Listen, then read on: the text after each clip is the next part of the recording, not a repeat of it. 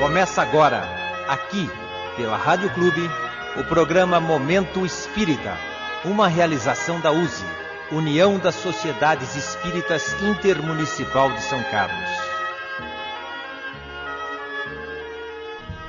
Bom dia, amigo ouvinte, estamos iniciando aqui pela Rádio Clube AM 1400 kHz, mais um programa Momento Espírita, o de hoje de número 103, nesse domingo, dia 26 de novembro de 2006.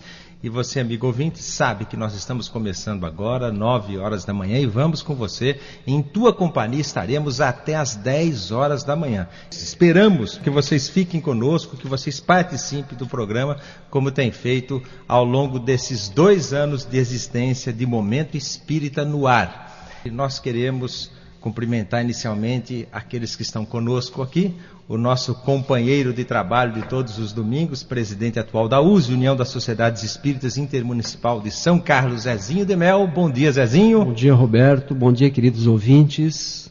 E bom dia, Leonardo, esse amigo nosso, já tão familiar ao amigo ouvinte, porque tem estado conosco na condição de convidado muitas vezes e que nessa manhã o faz novamente. Bom dia, Leonardo. Tudo bem com você? Bom dia, Roberto. Tudo bem, graças a Deus. Bom dia, Zezinho. Com muita felicidade estamos reunidos mais uma vez. E nós vamos te convidar para fazer a nossa prece inicial, Leonardo. Pois não.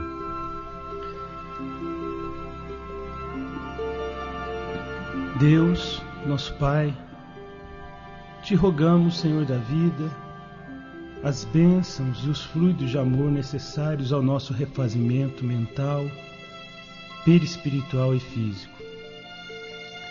Muitos de nós estamos errando nos caminhos da vida, cometendo falhas grandes, falhas morais. Estamos sem paciência com familiares, com companheiros de trabalho. Muitos de nós estamos passando por provações, tendo muitas vezes o desespero já brotando em nossos corações.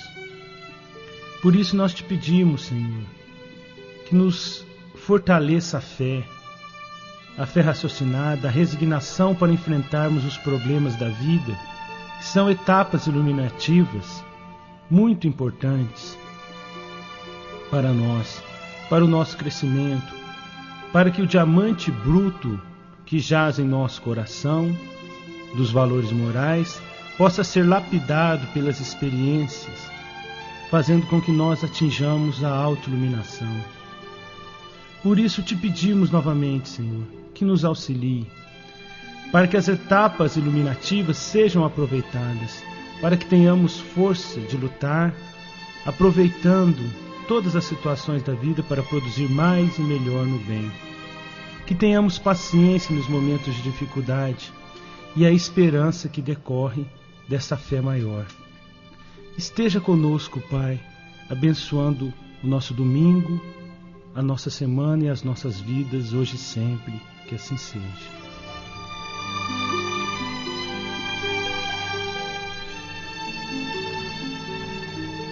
E no programa de hoje, o nosso convidado Leonardo, que acaba de fazer a prece inicial do Momento Espírita, vai abordar já o tema Amor ao Próximo. Fique ligadinho aí, amigo ouvinte, porque o tema é assaz interessante, particularmente a nossa sensibilidade, ao nosso coração e o quanto temos nós que aprender em termos de amor ao próximo. Momento, mensagem de hoje, essa faixa vem ao encontro do tema que o Leonardo vai abordar e se chama O Homem Triste. E ao ouvi-la, você, amigo ouvinte, vai saber porque ela tem tudo a ver com o tema de hoje, amor ao próximo. Como sempre, em todo domingo, nós ficaremos atualizados quanto àquilo que acontece na Seara Espírita de São Carlos e região, em nosso Momento Notícias, onde o Zezinho vai nos dizer aqui o que anda acontecendo, o que aconteceu, o que vai acontecer, e via de regra coisas muito boas acontecem na seara espírita, que nós abraçamos no intuito de aprender, de colaborar na medida dos nossos limites, mas é com muito amor, com muita satisfação, e nós temos realmente em nosso momento notícias, diferentemente do que ocorre na mídia, que via de regra a grande maioria das notícias são notícias preocupantes, notícias que às vezes nos deixam tristes. Nós temos a certeza que você acompanhando o nosso momento notícias, você vai saber de muita coisa boa que está acontecendo. Participação do ouvinte através dos telefones 3375-5513 ou 3375-5514, porque esse programa é de cunho participativo. Você, amigo ouvinte que nos acompanha, sabe disso, e você que pode estar nos ouvindo pela primeira vez, saiba que você pode participar fazendo perguntas que serão respondidas no segundo bloco desse programa à luz da doutrina espírita. E para isso você liga 3375-5513 ou 3375-5514, como alguém, um ouvinte que o está fazendo nesse instante, vai fazer sua pergunta e vai ter sua resposta no segundo bloco desse programa. Todo aquele que liga para cá e por isso participa do programa, concorre a um sorteio de brindes que o Momento Espírita faz no final do seu programa. Hoje, um exemplar do Evangelho segundo o Espiritismo, um exemplar do livro A Cada Conto, um ponto, e um exemplar do livro Espiritismo, tudo o que você precisa saber. Então ligue, participe e concorra ao sorteio no finalzinho do programa. 3375-5513 ou 3375-5514. Você pode participar mesmo sem fazer pergunta, se não tiver nenhuma para fazer nesse instante. De que forma? Você liga e responde a pergunta que o Momento Espírita lhe faz nessa manhã de domingo, hein? O Momento Espírita lhe pergunta: amigo ouvinte, você tem medo dos espíritos? Responda simplesmente sim ou não. 3375-5513 ou 3375-5514. Nós ouvimos tantas histórias no dia a dia de pessoas que ouviram vozes vindas de um outro plano, ouviram espíritos ou ouviram ruídos, provavelmente ou pretensamente produzidos por espíritos, e diante dessa situação ficaram ou não com medo. E você, como reagiria? Você, amigo ouvinte, tem medo dos espíritos? Diga sim ou não, e você estará conosco no finalzinho do programa, tá bom? Passemos a palavra ao nosso companheiro de trabalho desses 2 anos de Momento Espírita, Zezinho de Mel. Estamos realmente recebendo o Leonardo Marmo, companheiro já de várias vezes aqui, um jovem trabalhador da Seara Espírita de São Carlos, estudioso da doutrina e que vem nos falar sobre amor ao próximo.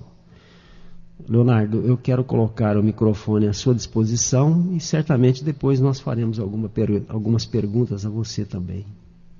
Obrigado, Zezinho. Obrigado, Roberto, mais uma vez. Estamos praticamente nesse evangelho no lar, aberto a toda São Carlos, que é esse encontro bastante familiar e bastante amigo, e que é importante porque o estudo permite a higienização mental. Nós, durante o dia a dia, preocupamos sistematicamente com a conquista do pão material, com a luta da vida e com os problemas. Roberto, inclusive, mencionou o problema da imprensa, que normalmente valoriza os episódios mais tristes, porque esses chamam a atenção e, infelizmente, vendem mais. E é necessário fazer a higiene mental. Nós nos preocupamos muito com a higiene do corpo, diariamente, inclusive, e às vezes tomamos banho em mais de uma vez por dia. Só que a gente não tem a mesma preocupação em tomar um banho espiritual uma vez por dia, ou 2 vezes por dia.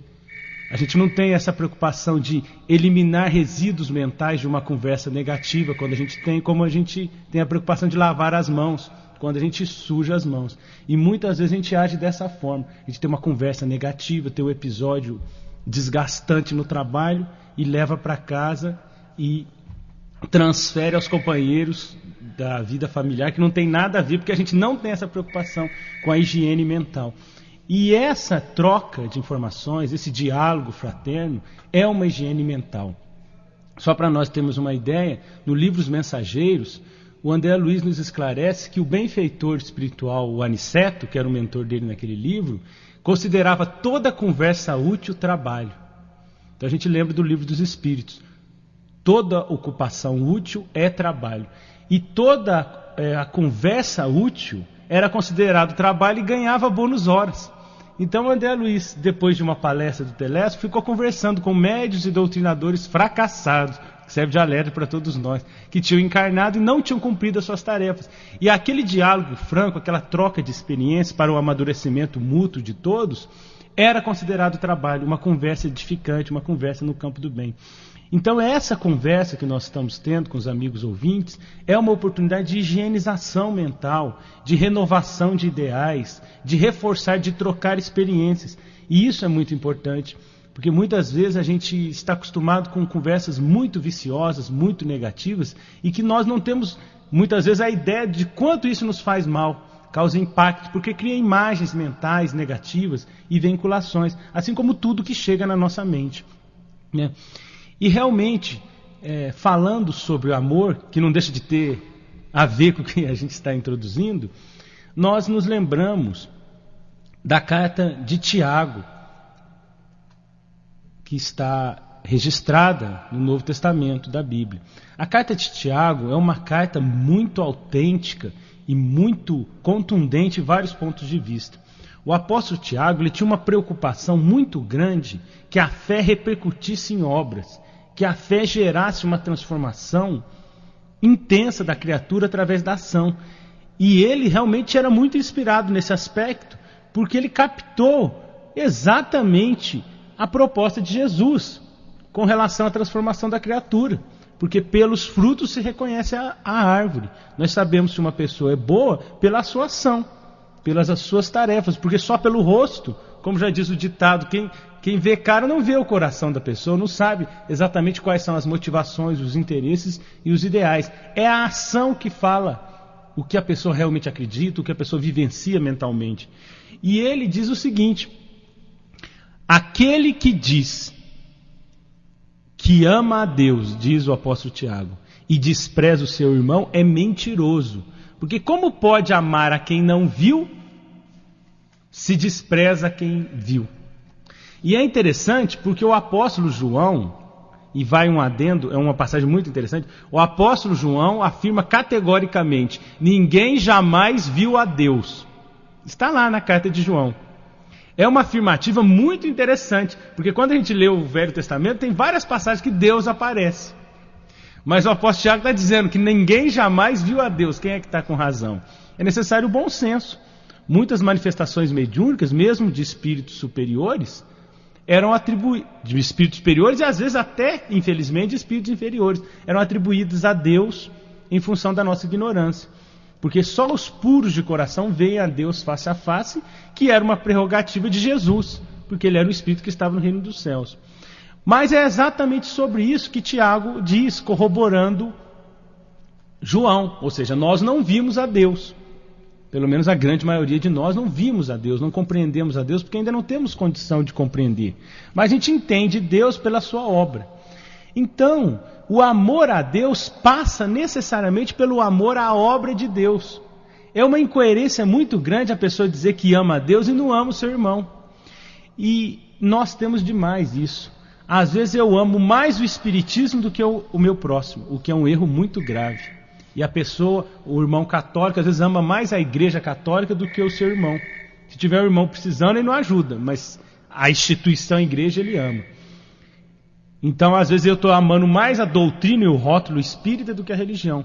E o companheiro protestante a mesma coisa, e de qualquer religião. Porque nós somos extremamente sectários. Nós queremos o reino do céu só para o nosso time. Né? Seja de futebol, seja o nosso time religioso, seja o nosso time do nosso bairro, seja o nosso time profissional. Nós queremos aqueles que vestem a nossa camisa.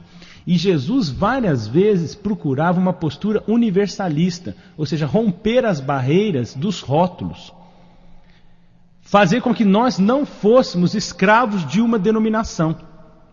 Há uma passagem muito bonita quando os apóstolos João e Tiago, os irmãos, repreenderam um homem porque ele estava pregando evangelicamente, falando sobre o evangelho. E eles não conheceram. Quem deu autorização para esse rapaz pregar o evangelho se a gente não o conhece? Se ele não faz parte do nosso grupinho apostólico? E aí Jesus não concorda, ele fica bastante insatisfeito com aquela postura dos apóstolos. Ele diz: vocês não sabem de que espírito vocês são? Aqueles que não estão contra nós estão por nós. Ou seja, tem pessoas que trabalham no campo do bem, diferente da área que a gente escolheu para trabalhar no campo do bem. Mas eles estão cumprindo com a sua tarefa na implantação do reino dos céus na terra. Ocorreu certa vez um episódio muito interessante na vida de Gandhi. Porque Gandhi ficou muito chateado com as guerras entre muçulmanos e hindus no tempo em que ele vivia, e que persistem até hoje. E em determinado momento, um hindu atacou os muçulmanos. Teve uma agressão dos hindus em relação aos muçulmanos. E o Gandhi, que era hindu, procurou o chefe muçulmano e foi morar na casa dele. E aí os chefes hindus ficaram chocados com aquilo e foram lá tentar dissuadir Gandhi. Mas Gandhi, você é hindu. Como é que você vem morar na casa de um muçulmano? Ele falou assim: eu não sou. Eu sou hindu, eu sou indiano, eu sou muçulmano, eu sou cristão, eu sou ateu, eu sou gente. Não sou escravo de uma denominação. Porque normalmente, quando nós utilizamos as denominações, nós já trazemos uma separação emocional em relação ao nosso semelhante.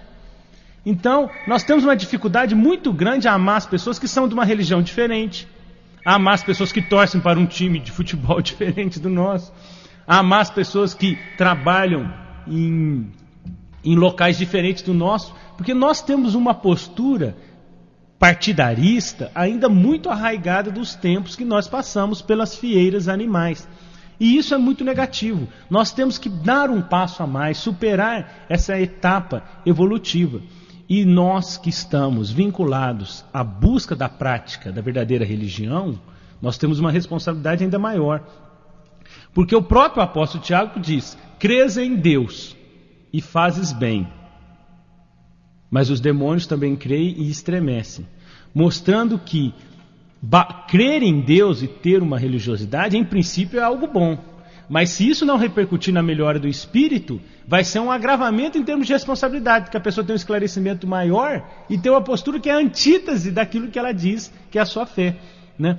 E Jesus, porque Tiago traz com outras palavras o próprio ensinamento do mestre, enfatizava exatamente isso. Por isso que ele era tão incisivo perante os fariseus, os religiosos da época. Na parábola do bom samaritano, Jesus toca nesse ponto, ou seja, o indivíduo é religioso, ele crê em Deus, mas ele não ajuda. Qual que é a vantagem? Na parábola do publicano e do fariseu, também o fariseu hipervalorizando a sua postura religiosa, como se o rótulo externo da religião fosse o critério de salvação. O que nos salva é a transformação do nosso coração, que se repercute através das nossas ações. E um exemplo triste que nós temos na nossa história são as guerras de religião. A Inquisição durante muito tempo, as cruzadas, e hoje guerras horrorosas, utilizando Deus como pretexto para a guerra. Isso é um absurdo, a gente nota a incoerência do ser humano. Isso é que é a hipocrisia que Jesus combatia.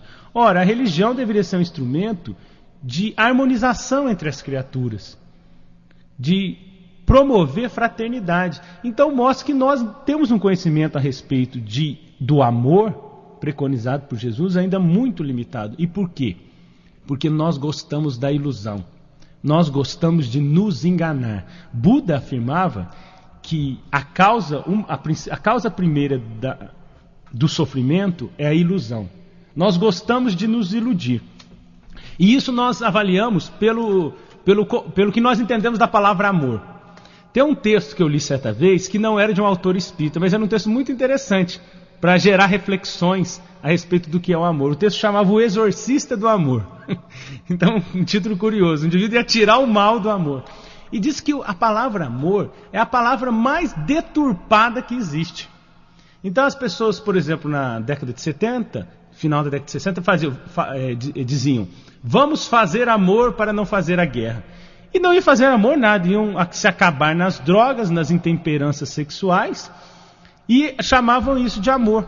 As manifestações do instinto, muitas vezes em manifestações horríveis, de orgias e indisciplina sexual, que muitas vezes é uma verdadeira guerra, porque causa desastres afetivos, destrói emocionalmente muitas pessoas mais frágeis. Então, coisas terríveis. Então, o amor é realmente uma palavra extremamente deturpada. E nós vemos principalmente na questão do amor romântico, do amor conjugal homem e mulher, como isso acontece demais. A pessoa teve um casamento muito bonito, que significa que ela gastou muito dinheiro na festa do casamento, né? Que é esse que é o nosso valor. E aí as pessoas dizem assim: ah, mas ela teve um casamento de princesa. Ué, isso não é nenhuma vantagem, porque a Lady Di teve um casamento que foi horrível.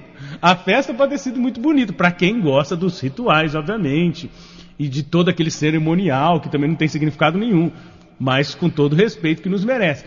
Mas gastou aquele dinheiro, nossa, ela teve um casamento de princesa. E às vezes o casamento acaba antes da pessoa pagar a festa, porque a pessoa se endivida, cria uma dívida enorme, porque a gente gosta do mito. A gente está marcado por a visão do conto de fadas. Não é o sentimento que conta, mas aquilo que a gente projeta como imagem do sentimento.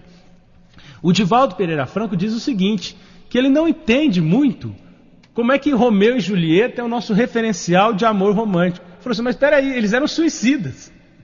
E não era amor, diz Divaldo. Era paixão, porque se fosse amor, eles teriam paciência e equilíbrio para esperar e diluir as rixas entre família com maturidade. Aliás, Leonardo, se você me permite, em termos de deturpação da palavra amor, chega-se ao absurdo de dizer matou por amor. Exatamente. Essa frase é... Exatamente. Aliás, há uma mensagem de Emmanuel no Palavra de Eterno que comenta exatamente isso que você colocou. Os crimes engendrados pelo santíssimo nome do amor. Quer dizer, é um absurdo. Por quê? Porque nós não entendemos o amor. O amor ainda é uma postura idealizada. Só que nós idealizamos não buscando o entendimento na proposta de Jesus, o aprofundamento do entendimento do que é amor e do que é felicidade, mas vinculado aos mitos, às visões projetadas do nosso passado, das nossas encarnações, aquilo que o Divaldo Pereira Franco gosta de falar e a Joana de Anjos também, o atavismo, as fixações que nós temos de encarnações passadas, que são muito fortes. Quantas vezes a pessoa compra aquelas revistas para ver o casamento de artistas, né? E aquelas revistas que não tem nada, só tem fotos, e aí a pessoa, nossa, que casamento bonito. Só que essa revista não vai durar muito, porque tem artista que casa 6, 7 vezes. Existem casos de pessoas que divorciou com 1 mês, com 3 meses. Não estou contando mentira, é verdade. Tem casos aí de artistas. Então, o que essas pessoas têm na cabeça? Obviamente, uma pessoa que casou 6, 7 vezes é uma pessoa que não tem o mínimo entendimento do que é o amor, mesmo nessa esfera conjugal. O referencial que nós temos de amor maior, segundo Kardec em A Gênese, é o amor materno. Mas ainda assim está muito distante do amor de Deus com relação a nós. Muito distante. Mas, mesmo utilizando o amor materno como referencial, nós notamos que nós não conseguimos nutrir esse amor por aqueles que não são os nossos filhos. É impressionante.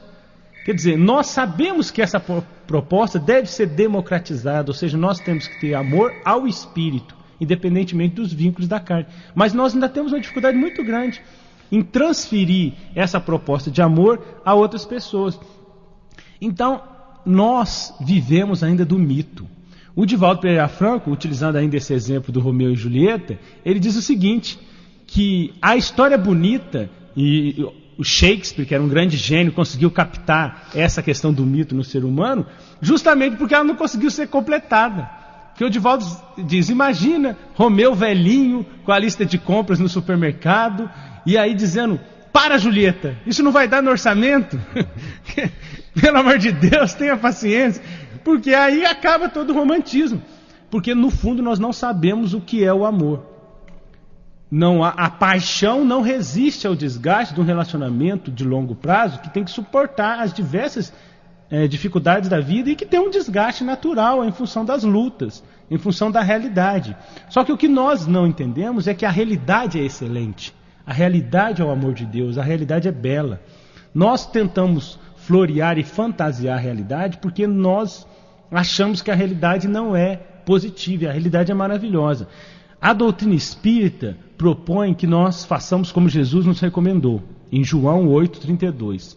Ou seja, e busquemos a verdade para que a verdade nos liberte. Isso significa eliminar os mitos, os atavismos, as fixações. Saber que a essência da nossa realidade é espiritual. Portanto, tudo aquilo que significa projetar uma imagem que nós não realizamos são atavismos, são fixações, são fugas da realidade.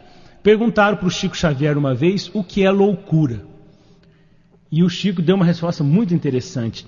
Ele disse que louco é todo aquele que não aceita a realidade, que foge à realidade. É uma resposta interessante. Às vezes a pessoa está deprimida. Então o que ela vai fazer? Vou beber para fugir da depressão. É uma fuga da realidade. A pessoa que busca a realização espiritual, ela tenta ser feliz aceitando integralmente a realidade, trabalhando com lucidez, com consciência frente à realidade, lutando e superando as suas dificuldades.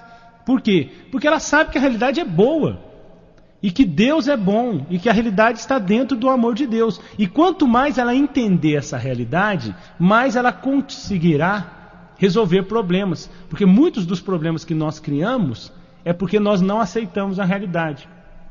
A pessoa cria uma dívida, porque ela não consegue viver com aquilo que ela ganha. Ela não aceita aquela condição. Então ela não consegue comprar à vista, cria aquele financiamento horroroso. E a pessoa às vezes se escraviza naquela dívida e não tem como sair. Se ela fosse menos apegada às questões materiais, poderia viver muito bem sem aquele bem. Algumas vezes é importante, mas algumas vezes é um bem que não vai acrescentar muito. Quantas vezes a gente compra coisa que a gente não sabe para que serve?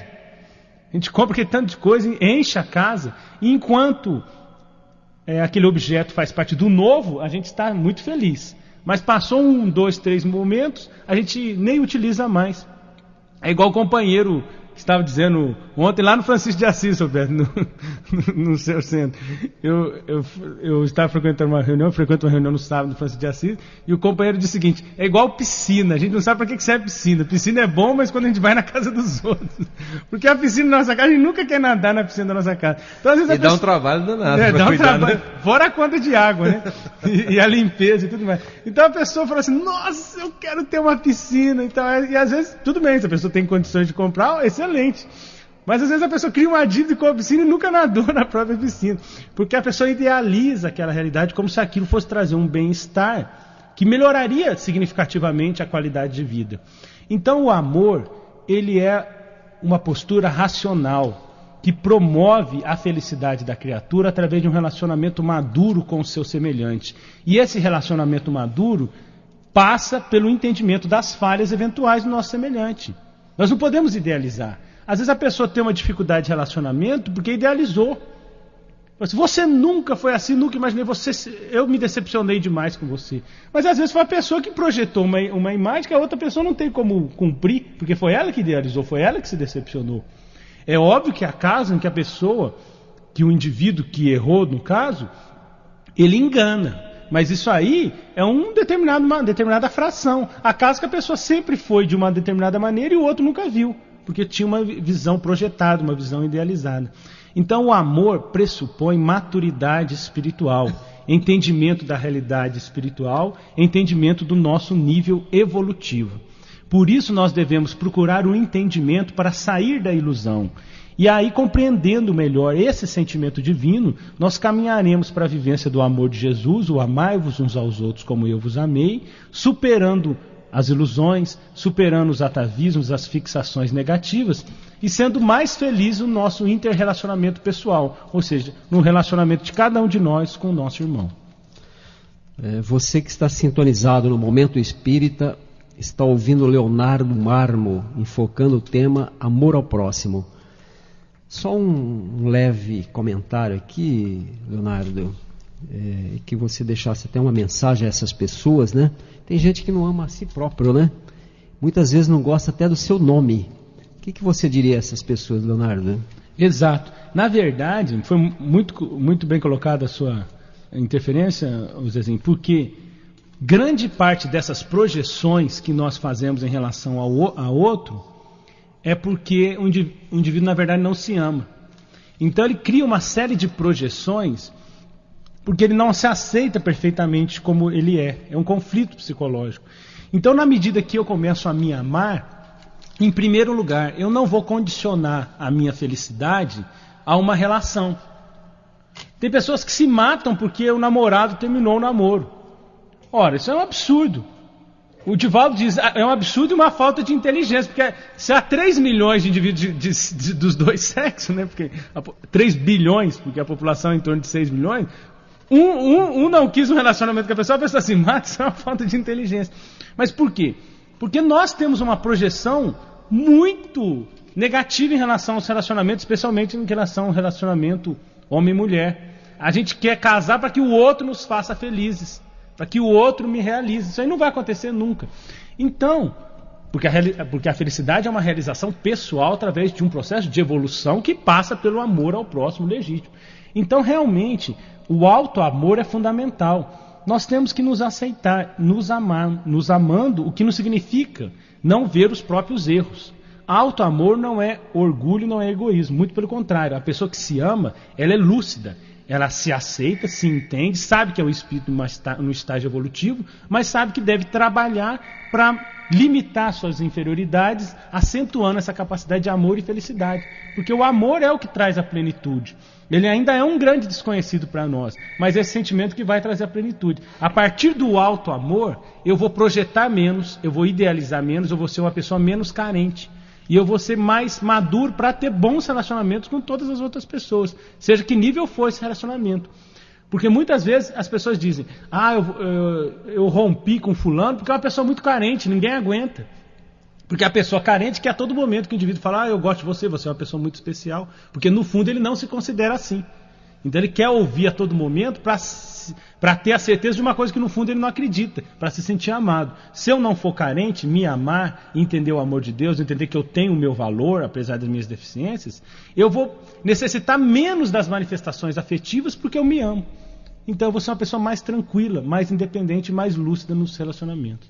Muito bem, amigo ouvinte, são 9h31 e você está ligado no programa Momento Espírita, que vai ao ar aqui sempre pela Rádio Clube AM 1400 kHz a partir das 9 horas da manhã. Estaremos com você até as 10 e nesse programa você pode participar. De que forma? Fazendo perguntas. Ligue 3375-5513 ou 3375-5514. Você faz sua pergunta para que seja respondida à luz da doutrina espírita.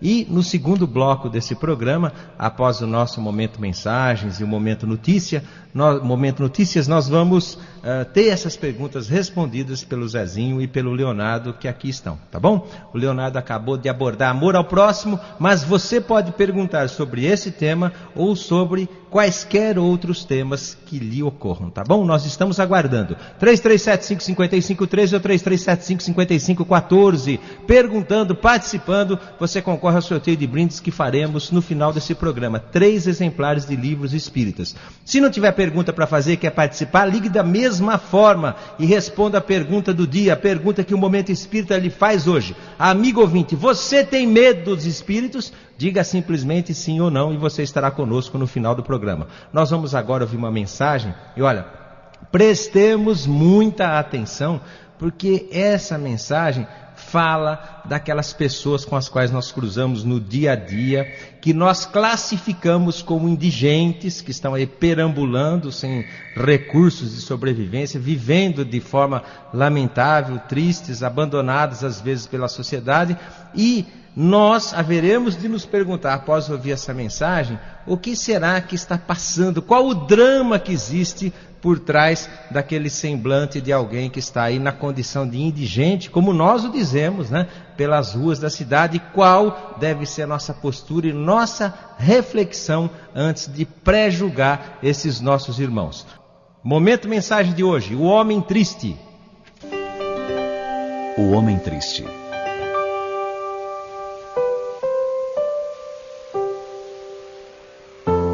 Você passou por mim com simpatia, mas quando viu meus olhos parados, indagou em silêncio por que vagueio pelas ruas.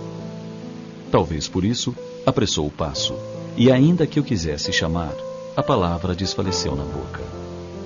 É possível que você suponha que eu desisti do trabalho, no entanto, ainda hoje, bati de porta em porta, em vão. Muitos disseram que ultrapassei a idade para ganhar o pão, como se a madureza do corpo fosse condenação à inutilidade.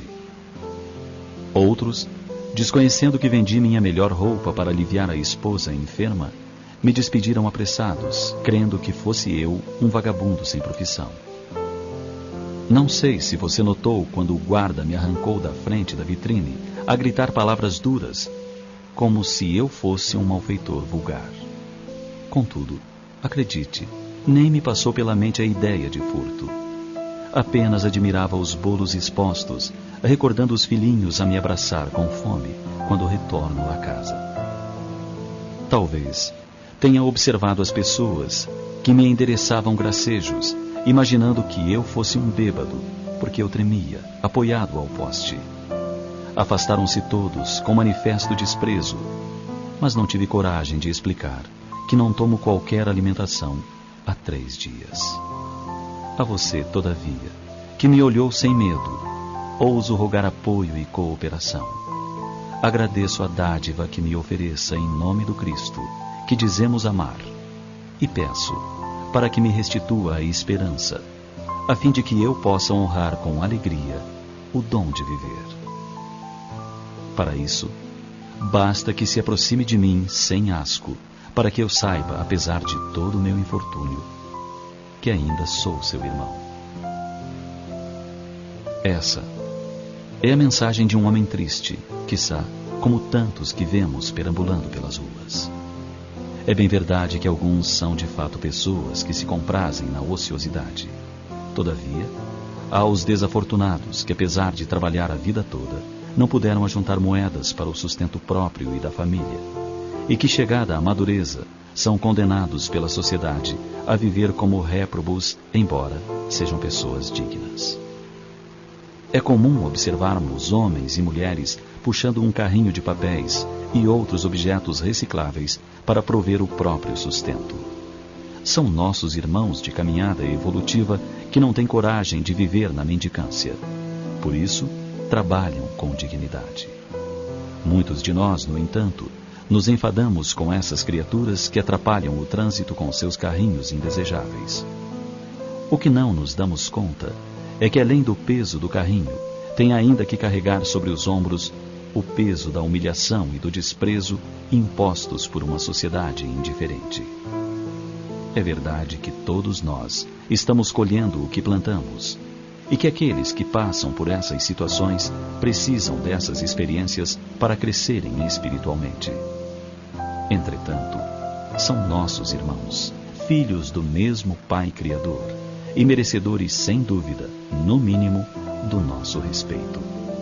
Se não os podemos ajudar, que não os atrapalhemos, jogando-lhes palavras amargas, nem menosprezando-os, dificultando ainda mais a sua caminhada.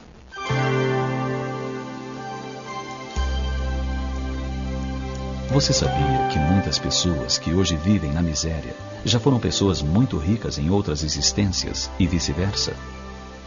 As leis divinas a todos nos reserva as lições que necessitamos para progredir.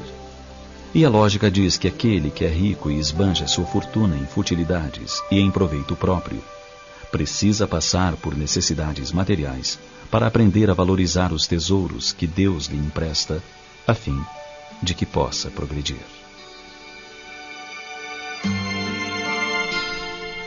Muito bem, nós estamos retornando aqui com o Momento Espírita ao vivo, desta feita respondendo suas perguntas. Até o encerramento agora nós responderemos as perguntas que você, amigo ouvinte, fez pelos telefones 3375-5513 ou 3375-5514. E a primeira pergunta vem lá da Vila Carmen, Zezinho. É o senhor Becaro que ligou para cá e pergunta qual a melhor maneira de expor a doutrina espírita para os familiares.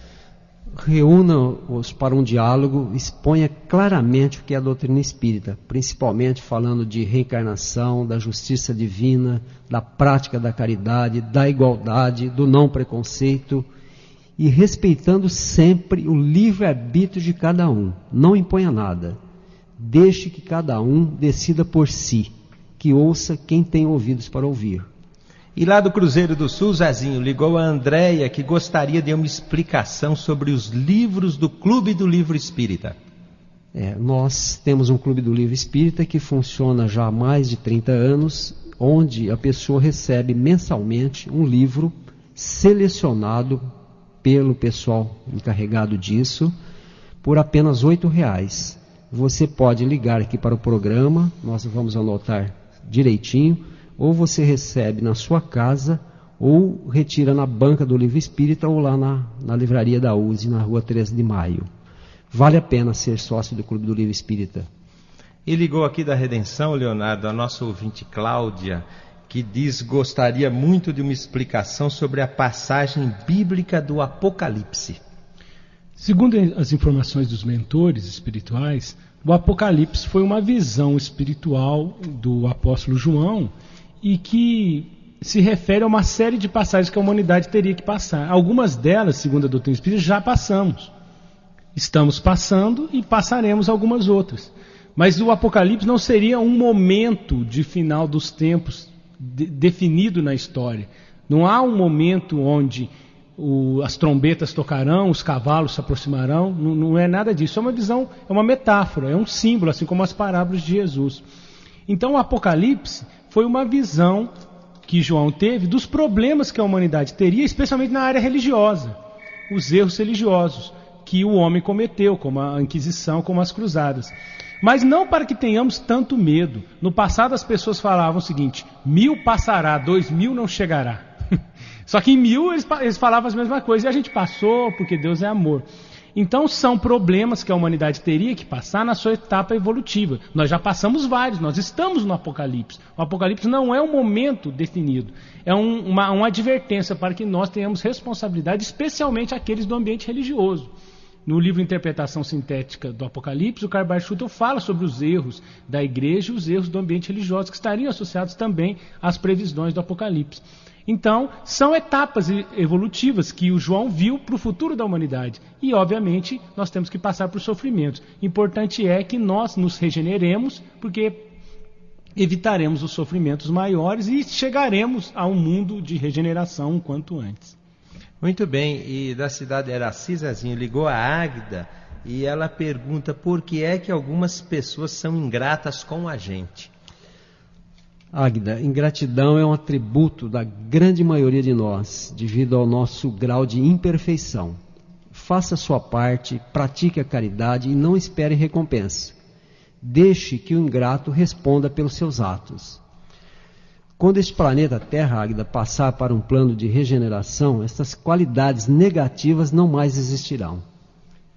Ligou também a Isabela do Jardim Nova São Carlos, Zezinho, que pergunta se depois do desencarne é possível nos lembrarmos da vida aqui na Terra. Isabela, o plano espiritual é uma continuidade da nossa conduta aqui na Terra. E se agimos mal, vamos responder por isso e poderemos estagiar por um bom tempo no umbral. Se agimos bem, colheremos o fruto dessa ação e estaremos em uma melhor situação. Continuamos, Isabela, a nos lembrar perfeitamente do que fomos, do que fizemos, e muitos de nós ainda achamos que não desencarnamos. Quanto mais apegados formos às coisas terrenas, muitos espíritos ficam apegados principalmente ao dinheiro. E também o senhor Paulo, nosso ouvinte sempre atento lá da Vila Monteiro, Leonardo, ele ligou e pergunta por que é que fazemos favores atendendo a 9 de 10 solicitações de uma pessoa e por não atendermos uma única vez essa pessoa vira nossa inimiga, Leonardo. É o despreparo moral de todos nós. O importante é que nós sigamos a recomendação de Chico Xavier. Ele diz: a todos eu dou a liberdade de ser como quiserem. A mim mesmo eu me exijo ser como eu devo. Se nós fizemos 9, porque não conseguimos fazer 10 e a pessoa ficou com raiva, é um problema dela. Porque é ela que ficou com raiva. Se nós não cumprimos com as nossas obrigações, é um problema nosso. Importante é que esse desequilíbrio do outro não me afete, para que eu não fique emocionalmente alterado também. Então eu faço bem e vivo em paz com a minha consciência. E dou liberdade das pessoas, inclusive não gostarem de mim, se for o caso. Mas não fico magoado em função disso. Eu faço ao bem e, como o Zezinho colocou, não fico ligado tanto no resultado, na repercussão do bem. Eu faço bem pelo bem e me sinto bem fazendo o bem. Se a pessoa ficar grata, ótimo. Se ela não ficar também, eu não esquento muito, porque a minha tarefa é semear. A colheita é de Deus. Zezinho, a Maria, lá do Jardim Tangará, ligou dizendo que em sonhos, ou mesmo acordada durante o dia, vê pessoas de lugares que não conhece, mas que a ela são familiares, né? Lugares ou pessoas que não conhece, né? Mas que são familiares a ela. Ela pergunta o que pode ser isso. Bom, Maria, muitas pessoas relatam fatos idênticos a esse. Possivelmente podem ser lembranças de vidas passadas, ou seja, fatos realmente que você tenha vivenciado em outra encarnação. E a Mariana, moradora do centro, ouvinte do Momento Espírita, Zezinho, ligou dizendo que gostaria de esclarecimentos a respeito do livro Código da Vinci. Esse livro, no nosso entendimento, é mais um de ficção, que o autor espertamente escreveu para ganhar dinheiro, né? Ele fala de sociedades secretas, de que Jesus teria se casado com Maria de Magdala e tido filhos, que isso teria relação com o Santo Graal e Opus Dei. Olha, Mariana, não há a mínima comprovação disso. Não embarquemos nessa de livros sensacionalistas e que não trazem nada de acréscimo para a nossa vida espiritual. E do Cruzeiro do Sul, Leonardo, ligou a Sueli e diz ela, gostaria de uma melhor explicação sobre casamento de resgate e com relação a ele, como se deve agir. Os casamentos de resgate são reuniões de espíritos que falharam juntos, que têm um vínculo emocional, sendo que um às vezes falhou com o outro, ou os dois falharam numa determinada tarefa, que se reúnem para reconstituir caminhos, para trabalhar agora de uma forma mais madura no campo do bem. E eu, para falar resumidamente, eu sugeriria 3 comportamentos para quem se vê num casamento supostamente de resgate. Em primeiro lugar, não some problemas. Então, se eu estou tendo um problema com o meu marido, com a minha esposa no dia de hoje, se eu estou discutindo o problema com ele, eu não vou lembrar do que ele fez para mim 5 anos atrás, que é uma tendência que a gente tem. Na hora que a discussão fica acalorada, mas você no ano de 1972 fez... Não. Jesus já nos recomenda, a cada dia basta o seu mal. Você passou, você superou. Analise o problema caso a caso, não some problemas, minimize os problemas e não maximize os problemas. O segundo, a sugestão que eu dou é o seguinte, não idealize uma relação perfeita no casamento. Cai naquilo que eu já comentei no começo. A gente idealiza uma relação perfeita e a pessoa tem problemas, tem dificuldade, porque a luta da vida é muito difícil. E depois a pessoa não corresponde à nossa idealização, mas aí o erro está em nós. Então, aí é o segundo ponto. E o terceiro e último, cultive espiritualidade. Valorize os dons do Espírito. O Evangelho no lar, as boas leituras, o intercâmbio sobre valores da espiritualidade, a leitura evangélica, a leitura das obras de André Luiz, de Kardec, de Emmanuel, ajuda muito na elevação da espiritualidade da família e na melhoria do relacionamento. Muito bem, Zezinho. E a Marilda, moradora do Araci 2, ligou dizendo, meu marido morreu há 18 anos e eu sonho com muita frequência com ele. O que isso quer dizer? Olha, Marilda, quando o corpo repousa, o espírito tem liberdade de ação. E ocorre muitas vezes o contato com aqueles entes queridos que já desencarnaram e que vêm até nós para nos dar alento, comprovar a continuidade da vida e atestar o seu carinho para conosco. É um fato natural e normal. Agora, se ao contrário percebermos que aquele espírito não se encontra bem, devemos direcionar-lhe preces de refazimento. Leonardo, provavelmente a única pergunta, não temos mais tempo, lamentavelmente, né? Mas rapidinho, por gentileza, responda ao Luiz, morador do Parque Primavera, que ligou para o Momento Espírita e pede que sejam mencionadas algumas informações retiradas da Bíblia que justifiquem as bases da doutrina espírita. Vamos começar do final. Em primeiro lugar, a doutrina espírita não tem as suas bases na Bíblia. As bases da doutrina espírita estão no universo, nas leis de Deus. O grande livro de Deus é o universo. É o corpo do homem, é a natureza, porque isso foi criado por Deus. A Bíblia, com todo o respeito que nos merece, é um livro inspirado por Deus, mas não necessariamente um livro escrito por Deus, o que é bem diferente como o universo é. Só que, mesmo com toda a deturpação que a Bíblia sofreu no decorrer desses 2000 anos, nós vemos claramente várias passagens que lembram a reencarnação, e mediunidade, então, nem me refiro, porque nos Atos dos Apóstolos é só mediunidade, o Evangelho de Jesus é só mediunidade, o Velho Testamento É só mediunidade. E mesmo reencarnação. Por quê? Porque São Jerônimo, quando elaborou a versão final daquilo que começou a se tornar a Bíblia ocidental, ele era reencarnacionista. Assim como Santo Agostinho, seu amigo, era reencarnacionista. E todos os doutores da patrística, os pais da igreja, eram reencarnacionistas. Posteriormente, no concílio de Constantinopla, os católicos, por 3-2, olha para você ver, quase teve prorrogação e pênalti, né? Por 3-2 em votação, segundo o autor José Reis Chaves, o autor da Reencarnação segundo a Ciência e a Bíblia, por 3-2 a reencarnação perdeu. Quer dizer, como se no voto nós poderíamos decidir uma lei universal. E aí foi suprimido da igreja. Mas a Bíblia já era definitiva a versão de São Jerônimo, então não tinha mais como mudar. Assim como o concílio de Nicéia, que foi o concílio que definiu que Jesus era Deus e a Santíssima Trindade. E não tem nenhum respaldo na Bíblia.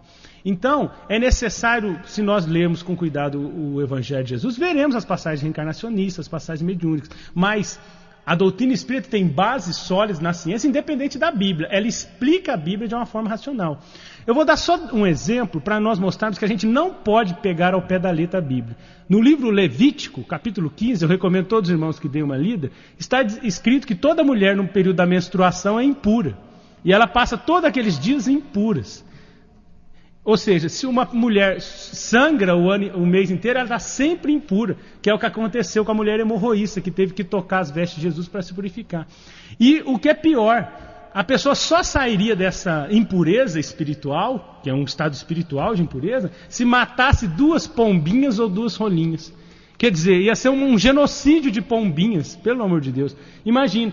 E os irmãos católicos, as moças católicas, não queimam 2 pombinhas no período da menstruação, e nem os irmãos protestantes, muito menos nós espíritas. Porque a gente sabe que aquilo era uma informação da época, que não é para ser pegado ao pé da letra. Temos que entender o fundo. E está lá, está escrito. É a palavra de Deus. Será? Então é necessário que a gente tenha um pouco de critério para interpretar a Bíblia. A Bíblia tem várias passagens reencarnacionistas, de mediunidade, que ratificam os postulados doutrinários. Mas é necessário aquele cuidado, porque tem passagens que são verdadeiros absurdos, inclusive para os profitentes de outras religiões. Então a doutrina espírita tem seus fundamentos nas leis universais e explica várias passagens da Bíblia que não tinha como ser mais clarificadas na época pela ignorância do povo e sofreram deturpações. Mas nós temos que analisar caso a caso, porque há passagens na Bíblia também que não têm o menor significado, principalmente para a sociedade atual. Muito bem. É tão extenso o assunto que valeria a pena nós fazermos um programa novamente com o tema Bíblia e o Espiritismo. Vamos pensar nisso, Zezinho? Vamos ver quem são os felizados dessa manhã de domingo, Neno. Primeiramente, lá da Nova Estância, quem vai buscar o livro Espiritismo, tudo que você precisa saber é o Tiago. Aê, Tiago! O Evangelho segundo o Espiritismo vai para o Jockey Clube. Dona Inês, vai buscar, Dona Inês.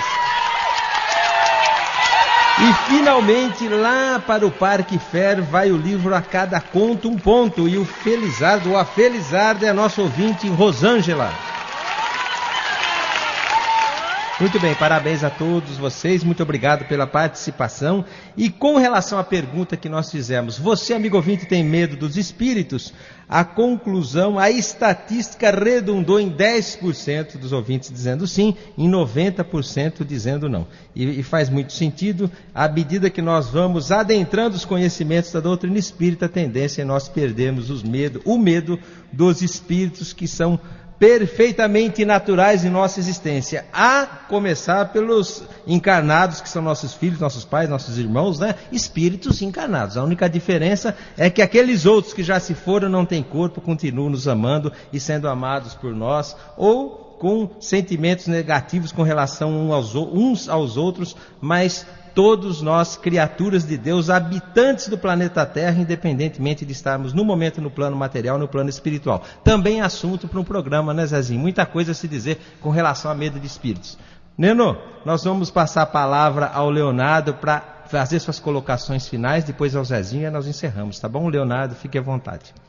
Gostaria só de desejar um excelente domingo a todos os irmãos ouvintes, uma excelente semana também, pedindo a Deus que nos abençoe a todos, fortalecendo a nossa fé e a nossa esperança, que Ele nos despeça em paz. Muito obrigado, Leonardo. Zezinho? Queridos amigos, muito obrigado pela atenção que nos deixar nesta manhã. E estaremos aqui no próximo domingo, e que tenham realmente uma semana muito tranquila, muito boa, com a presença de Deus em seus corações. Muito bem, e antes do encerramento, só uma recomendação. A esses 10% de ouvintes que ligaram para cá dizendo que ainda tem medo de espíritos, vamos recomendar um livro do nosso amigo Richard Simonetti, Quem Tem Medo dos Espíritos. Procura lá na banca do livro espírita, ou ali na 13 de maio de 2026, na USE, ali na livraria Leon Denis, você vai encontrar, tá bom? Estamos encerrando mais um programa Momento Espírita. Estiveram aqui, nessa manhã de domingo, esse que fala Roberto, Zezinho de Mel e Leonardo Marmo Moreira, que mais uma vez gentilmente acedeu ao nosso convite, abordando o tema Amor ao Próximo. Na produção, o Clemente e a Patrícia, e o Neno na sonoplastia, tá bom? Muito obrigado pela sua audiência, esperamos que você esteja conosco, amigo ouvinte, porque você é muito especial, você é a razão de ser desse programa que leva o Evangelho de Jesus à luz da doutrina espírita a todos aqueles que sintonizam aqui na Rádio Clube AM 1400 kHz, aos domingos a partir das 9 horas da manhã. Então até o próximo domingo, um bom domingo nesse aqui que nós estamos, e nós contamos com um novo encontro com você a partir das 9 horas da manhã no próximo domingo, tá bom? Um abraço, tchau, tchau.